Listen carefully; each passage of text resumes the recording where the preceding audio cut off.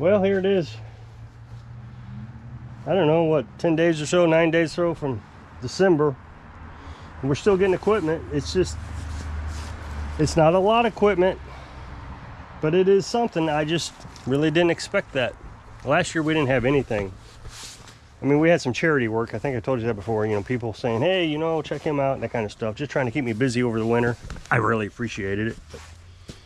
And I felt like it was like forced. So felt bad about people bringing their stuff over they haven't ran in 20 years. Yeah, this ain't ran in 20 years. You want to see me look at it? But you know, this is something somebody would use in the fall, a pole saw. It just needs a carburetor. And I don't know, something's going on around town about the carburetor and 2 cycles. And for those who want to argue with me on my other channel, you can Google it. Depends on what part of the country you're from. It's either 2 cycle or 2 stroke. It means the same thing. There is no difference. It's like pop and soda or Coke. I mean, you know, everybody's got a name for the sugary soft drink. So, but anyway, so this is actually a 4 cycle. And so it says 4 mix. So it's 4 cycle, meaning you got to use 2 cycle oil. And all this gets really confusing. You got to be so careful when you pick up a machine. I mean, just really careful that you know what it is before you start putting the wrong gas in it. And in this case, it's 4 cycle. So you would think you just put regular gas in it and you'd burn it up because it doesn't have an oil reservoir. But some of these weed eaters have a 4 cycle engine. You use regular gas. It wouldn't hurt if you put 2 cycle in it, just smoke a lot and probably foul up the plug, but it wouldn't be a big deal. But you'll damage the cylinder on this one if you put the wrong gas in it. So just gotta be careful. You can see the priming bulb's bad. It's just been sitting around for a while. And I forgot to buy True Fuel. I was thinking about buying True Fuel, not because I think it's a superior gas or anything. I don't think it's any better than just regular 2 cycle oil with what do I use? Some sort of shield. Anyway,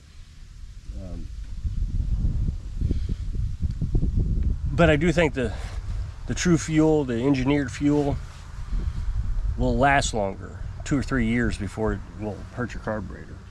That being said, on 2 cycle engines, I think it's vitally important that you start them up once a month, or anything that uses a 2 cycle carburetor, I should say. This has a 2 cycle carburetor on it, even though it's a 4 cycle, because it has those diaphragms in there that dry up.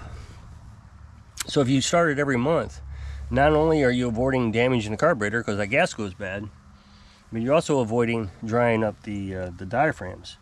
Even if you drain the gas out, run it until it dies, that's great. But now you have nothing in there to keep that diaphragm moist. And they dry up, and you either have to try to rehydrate them, which isn't something that you can be very successful at all the time, maybe 50% of the time. Or you have to replace them, or just buy a new carburetor because the carburetor is just as cheap. So, kind of glad we're still getting work.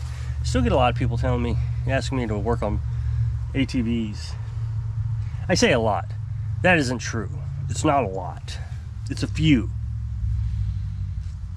You know, probably in the past year, maybe 6 or 8 people have asked me to work on them. It's just not a lot of people. You know, I advertise my business as a lawnmower or lawn equipment service. I'm very careful about that because the insurance goes up pretty dramatically for me if I start working on what they call farm equipment, which a Polaris or side-by-side or any of that would be considered a farm equipment, or even sport utility equipment, either one. So I just don't do it because I don't want to spend the. And the thing is I don't think I would get enough business to really justify the increase in insurance costs. I mean, this is a hobby business, and I don't have the equipment to actually work on ATVs or anything, and they're so much harder to work on, and nobody wants to pay for it. You get a side-by-side, you got to take the back seat out, and it's just an absolute mess. So it's a hobby business. I like working on lawnmowers. It's fun. So I just don't see the point of me getting into a real elaborate. Not only that, you know what would happen? Somebody bringing in their ATV right in the middle of May, when the lawn equipment business is just exploding, and you'd have to prioritize that while people are still needing their lawnmowers in a hurry. So I just stick with it. But boy, they can get some. This last guy, he was pretty nice about it. I mean, he didn't even argue. Oh, okay, yeah, I understand, that makes sense. Didn't argue at all. And then basically said, well, what other stuff do you work on? Kind of implying that, hey, I still want to use you. So, but boy, some of them can get really kind of not happy that you won't work on their equipment.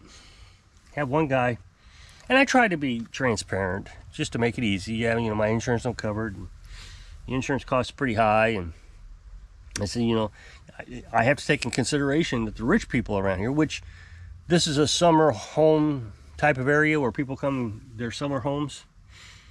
A lot of these rich folks would rather take their equipment back home to Kansas City and have it worked on by, big time mechanics up there. Not some hobby guy. So I said, the rich folks around here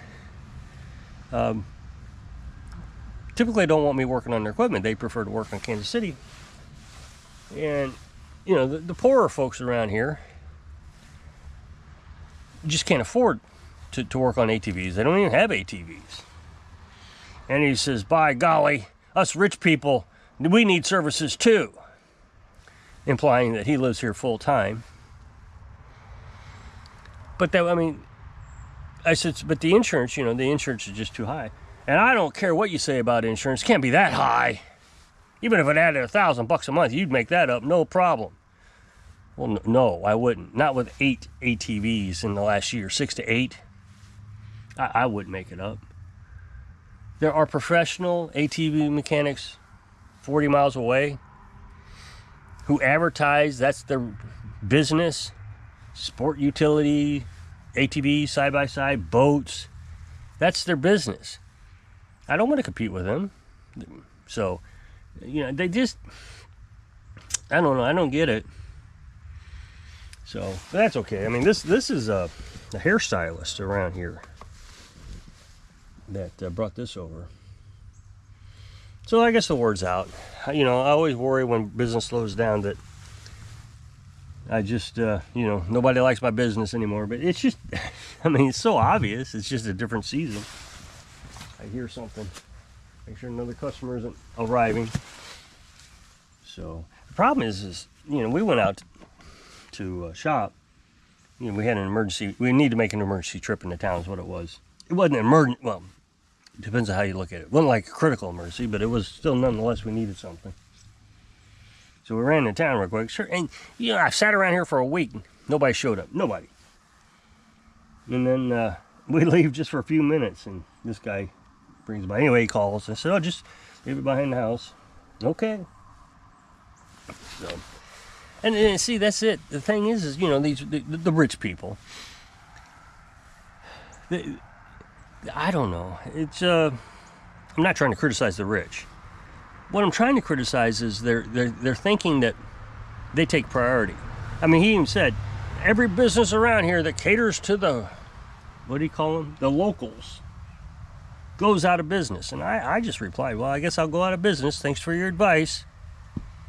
And then he said, I don't mean to be a DI.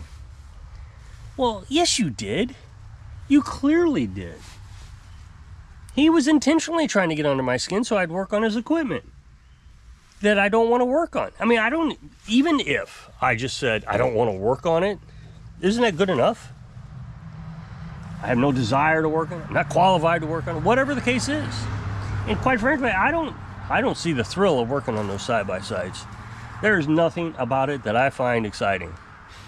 It is just a lot of tedious work. You got to take pictures of everything you take apart because, you're taking out back seats and disassembling rails and It's just to get to the engine, to do a carburetor, you got to take out the entire back seat, a bunch of shrouds, just to change the carburetor or clean it. I'm not interested in that. That's a massive job. I mean, I could do it. It's quite simple. I mean, it's actually like a Briggs engine or Kohler engine. I think it's Briggs, like the Gator. So, I mean, it would be easy enough to work on. It'd just take you a month to get it out. Saw one guy on well, I've seen two guys now. One guy said he just wouldn't work on it anymore. He's done. And this guy's been doing small engine repair, I think he has said 30 years. He's owned his own business. He's done it longer than that. He's done it since he was 18. He's about ready to retire. And the other guy said, I don't think I'm going to do these anymore. Maybe on special occasions or when I'm slow, but I'm not going to do them regularly. So, you know, you got two people on YouTube who appear to be quite qualified, saying, nah, I don't see the reasoning. And I've just not worked on them much. You know, I toyed around with them just for the neighbors, you know, about 15 years ago, but not seriously. I mean, like one of them, he brought it over and said, it won't run. He just had bad gas in it. So, I mean, that was simple enough. This one just pulled up, says, it was running fine and just all of a sudden backfired and wouldn't start. Well, that's a valve problem. 9 times out of 10, I mean, there's those rare occasions where this is not a true statement, but 9 times out of 10, if you get a backfire while it's running, and it's a valve problem.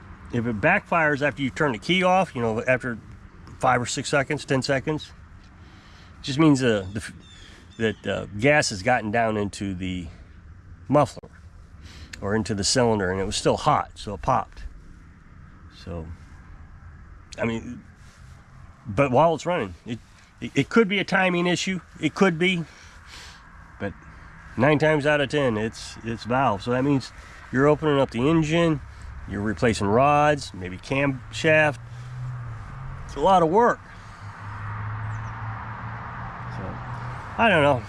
I just don't think it's a bad idea to just stay away from it. You know, stay in your lane. So if you'll click this up next box, take you a video over my other channel.